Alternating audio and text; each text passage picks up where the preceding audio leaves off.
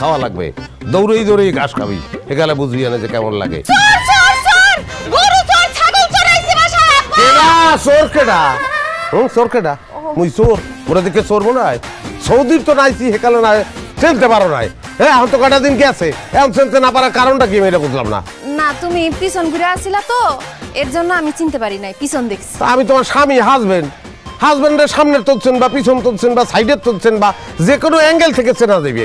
আমার চক্ষু বাইন্দেও কেউ যদি তোমার একটা চুল হাতে দিয়ে কয় যে এটা কার চুল, আমি তো বললে দেবো যেটা আকলিমের চুল, এরই নাম প্রেম, এটা থাকতে হয়। ওইসে তুমি গরু ছাগলের এনে কি করো? ও তুমি জানো না, তোমার বাপে যে হুমকিটা দিছে কাবি খা হুমকি। কাজের বিনিময়ে খাদ্য, কাজ করিয়ে খাইতে হইবে, নাইলে খাওয়ার নাই।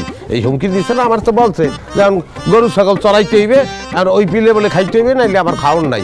যাই হোক শোনা, তুমি টেনশন করিও না, এই ষড়যন্ত্রের জাল আমি ছিন্ন করবো, কোনো সমস্যা নাই। তুমি যাও, চিন্তা করিও না, টেনশন করিও না, যাও। এ বাক্কা দিয়া একটা আতলালা চেয়ার আনতে এত সময় লাগে আমি বুঝলাম না। এ আবু বাক্কা, এ কি তুমি এখনো যাও নাই?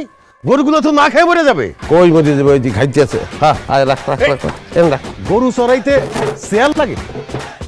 আব্বা এটা একটা ডিফারেন্ট সিস্টেম আমি করছি। আপনি বলছেন আমার রাখাল হইতে, আমি রাখাল হমু। আর রাখাল হয়েছি দিকে তো মান সম্মান খোয়েই দিতেই এমন তো কোনো কথা নাই। স্ট্যাটাস কোনোভাবে ডাউন করতে পারবো না।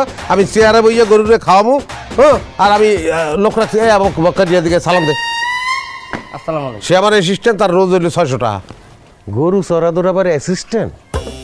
হ্যাঁ ঠিক আছে, অসুবিধা নাই।